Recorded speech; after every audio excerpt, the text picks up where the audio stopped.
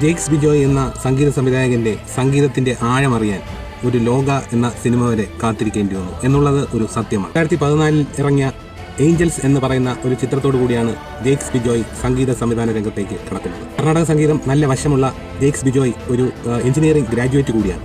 അമേരിക്കയിലെ സ്റ്റാൻഫോർഡ് യൂണിവേഴ്സിറ്റിയിൽ നിന്നും മ്യൂസിക് സയൻസ് ആൻഡ് ടെക്നോളജിയിൽ മാസ്റ്റർ ബിരുദധാരി കൂടിയാണ് ജെയ്ക്സ് ബിജോയ്.